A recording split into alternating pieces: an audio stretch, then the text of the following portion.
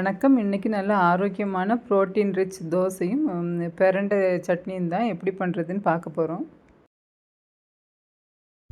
அதுக்கு நான் 1 cup கொண்டக்கடலையும் 1/2 cup கருப்பு உளுந்தும் 1/2 கப் பச்சை பயிரும் எடுத்துருக்குறேன்.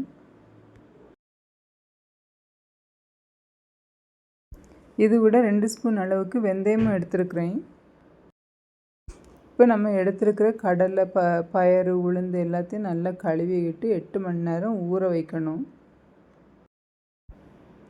அடுத்து ஊற வச்ச பயறு கடலை உளுந்து எல்லாத்தையும் மிக்ஸி ஜாருக்கு மாற்றிட்டு தேவையான அளவு உப்பு போட்டு நல்லா தோசை பதத்துக்கு நல்லா அரைச்சி எடுத்துக்கிடணும். இது மாவு புளிக்க வேண்டிய அவசியம் இல்லை. நம்ம அரைச்சி எடுத்த உடனே தோசை சுட்டு எடுத்துடலாம். இந்த பயறு உளுந்து கடலை இதிலெல்லாம் அதிக அளவு புரதமும் நார்ச்சத்தும் இருக்கிறதுனால நம்ம உடம்புல செரிமானம் சீராக நடக்கிறதுக்கும் குடல் ஆரோக்கியத்துக்கும் இது நல்லதுன்னு சொல்கிறாங்க. உடல் எடையை குறைக்கணும்னு நினைக்கிறவங்களுக்கும் இது ஒரு நல்ல ஒரு உணவாக இருக்கும். செரிமான பிரச்சனை மற்றும் குடல் பிரச்சனையெல்லாம் தீர்ந்தாலே நம்ம உடம்புல பல நோய்கள் குறையும்னு சொல்கிறாங்க. வலுவான உறுதியான எலும்புகளை பெற நம்ம கருப்பு உளுந்து அடிக்கடி உணவில் சேர்த்துக்கணும்னு சொல்கிறாங்க. நம்ம உடம்புல உள்ள இரத்த சர்க்கரை மற்றும் குளுக்கோஸ் அளவுகளை சீராக வைக்கிறதுக்கும் இந்த கருப்பு உளுந்து உதவுது. மாவு ரெடியானதும் தோசைக்கல் அடுப்பில் வச்சு கல் நல்லா சூடானதும் நம்ம அரைச்ச மாவை உடனே தோசையாட்டு சுட்டு எடுக்கலாம். இந்த தோசைக்கு மாவு புளிக்கணுங்கிற அவசியம் இல்லை. பச்சை பயிறு இயல்பாகவே உடலுக்கு நன்மை தரக்கூடியது. இதை நம்ம முளைக்கட்டி பயன்படுத்தணுன்னா இன்னும் ரொம்பவே உடம்புக்கு நல்லதுன்னு சொல்கிறாங்க. பாருங்கள், தோசை சாதாரண தோசை மாதிரி நல்லா சூப்பராக வந்திருக்கு. பாருங்கள், வெயிட் லாஸ் பண்ணணும்னு நினைக்கக்கூடியவங்களுக்கான நல்ல ப்ரோட்டீன் ரிச் தோசை ரெடி ஆகிட்டு. அடுத்தது பிரண்டை நான் பறித்து வச்சுருக்கேன். பிரண்டையை வச்சு நம்ம சட்னி எப்படி பண்ணுறதுன்னு பார்க்கலாம். இந்த பிரண்டைக்கு பல மருத்துவ குணங்கள் உண்டு.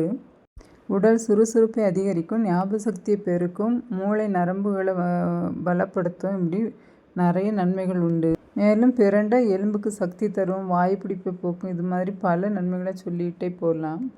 இப்போ அடுப்பில் சட்டியை வச்சு எண்ணெய் ஊற்றி சூடானதும் கொஞ்சம் கடலைப்பருப்பு,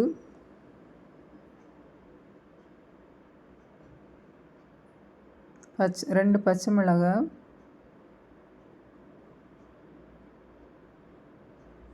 ஒரு துண்டு இஞ்சியை சின்ன சின்னதாக வெட்டி போட்டிருக்கிறேன், 4 பல் பூண்டு, ஒரு வெங்காயத்தை சின்ன சின்னதாக வெட்டி போட்டிருக்கிறேன்.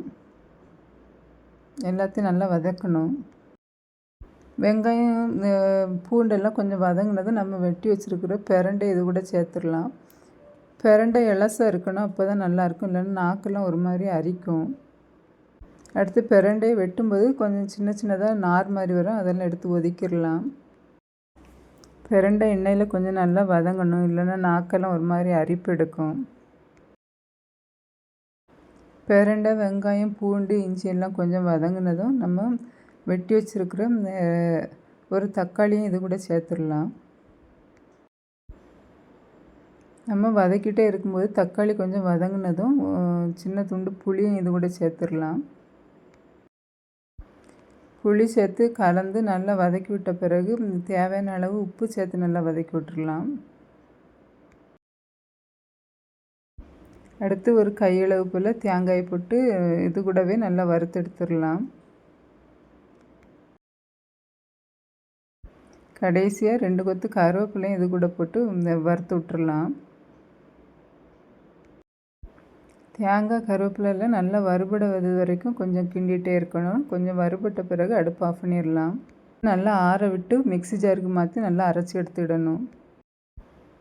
அடுத்து அடுப்பில் சட்டியை வச்சு எண்ணெய் ஊற்றி சூடானதும் 2 காஞ்ச மிளகாய், கொஞ்சம் கடுகு, ஒரு கொத்து கருவேப்பிலை எல்லாம் போட்டு பொரிய விடணும். கடுகு கருவேப்பிலெல்லாம் நல்லா பொரிஞ்சதும் நம்ம அரைச்சி வச்சுருக்கிற பிரண்டை சட்னியை இதில் ஊற்றி நல்லா தாளித்து எடுக்க வேண்டியது தான். பாருங்கள், நல்ல சுவையான ஆரோக்கியமான பிரண்டை சட்னி ரெடி ஆகிட்டு.